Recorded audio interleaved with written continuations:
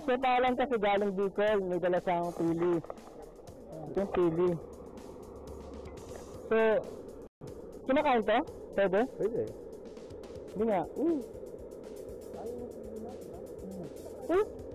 Masarap na pala ito. Kahit lang hindi pala ito. Ano yan? Mantika lang ba yan? Mantika. Sige. Yan. Yun, umuulo ha. Lagyan natin siya. Sige nyo. Ah. Lang siya kanina. Bumabalik yung ano niya.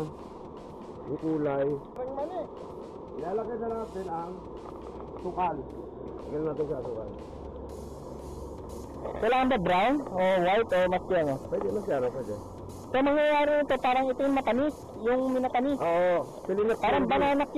Pilinat candy. Peanut candy po pala itong niluluto natin. Peanut candy. Yung peanut niya galing Bicol. Kasi galing lang nilang Bicol eh. Kahapon kadarating lang nila. Yan. Ngayon. Alan nga pa. Chef Alan nga pala. Chef Alan. Ang palasa natin ay para sumarap sa berry cream.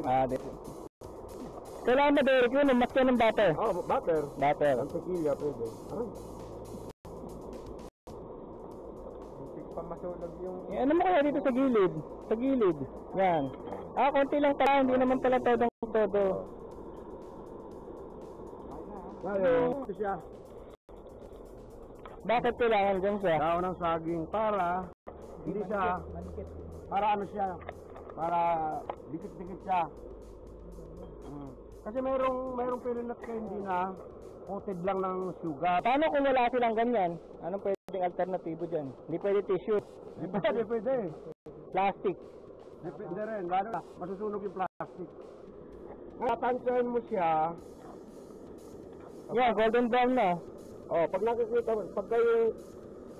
mo siya yung sugar, baka coated doon sa pili. Ulang yata. Ulang dagdagan natin. Busin na natin to. Bango. Kaya lang wala pa rin tatalo dun sa sa hilaw. Ngayon lang nakakain nun Malinam na yung hilaw, ano? Oo, malinamnam yung hilaw. Kaya pala mahal. Sophisticado lasa niya. Kaya pala siya mahal. 800 ang kilo. Sophisticado lasa niya. Hindi basta-basta.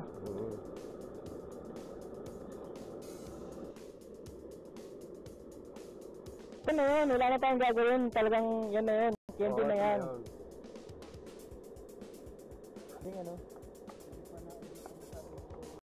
So di ba meron din tayong video na inakyat sa puno, di ba? Ngayon ito na yung video na gagawin ng candy. So kompleto na mula sa puno hanggang sa candy. Matapos na natin pause mo na?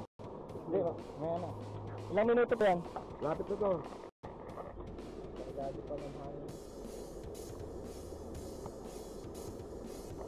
Ilalagay natin siya sa yan sa daon kasi pag hindi sa daon masusunog. Pag natuyo yan, dikit-dikit siya. Mga hawakan, mainit. Nako. Yan, kimayan yan. Ayan, kimayan niya. Kimayan yata bumili. Kaya pala dapat dahon. Wow, ang dami. Alin sa alin lang, halimbawa ako. Kasi wala naman ibang pinanggagalingan ng peanut candy, ng peanut, kundi sa Bicol. So, kumbaga kanya-kanyang tayo, specialty. Pero sado ka? Sabi ko lang talaga yan? Oo. Wala sa China na yan? Wala Yun nga. Mga naro sa ibang bansa dito, yung mga almond nut, di ba?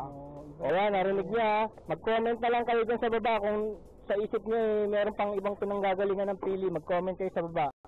Ayan. Honest ha? Ayos. Hindi nga. Saan ka nang binibili? Mas masarap. Oo. Hindi nga. Bagong luto mainit kaya mas masarap kaysa sa binibili. Saka iyahon na. Bagong luto, freshly cooked. So ang difference siguro nito, yung mga binebenta mga boost, maaaring ilang araw nang hindi nabebenta yon. So hindi naman sa pag-aano, siyempre pag di nabenta, sa kinabukasan, di ba? Ito bago lang talaga. Yun ang kung tawagin pangat. Wow! Pangatlong minute. Panalo. Hindi na nila sa bote yun. Naka-label na eh. Tinitape nila ng scotch tape yun para di lumabas yung ano niya. Pero naman masisira yung kasi. Ang sarap. Sige. Oo, sige. Mayan, parang na yan. Okay na. Para ito. Pagtatabi ka namin. 4 na piraso ha. Kasi kakainin namin yung iba. Yan. Ah, maganda lang ako sa bahay. Isang Para maliit ito, lang. okay. Isang maliit. Kasi yung mga tinitinda, pag nasa basta, from Bicol, mga tinitinda dyan sa hindi ko naman sa sinisiraan ko sila. Oh. Eh, di mo naman sila masisisi kasi sobrang mahal ng pili. Ang ginagawa nila, pag nagluto sila ng ganyan, kunyari, pag tinignan mo yung garapon, nasa ibabaw yung sili, yung pili. Pero yung pala, yung ilalim niya, yung loob, puro asukal. Actually, yung gato, 30 pesos na to. Oo. Yan. Ito, 30 na yan. 30 pesos na. Ayan, nabuo na siya. Oh.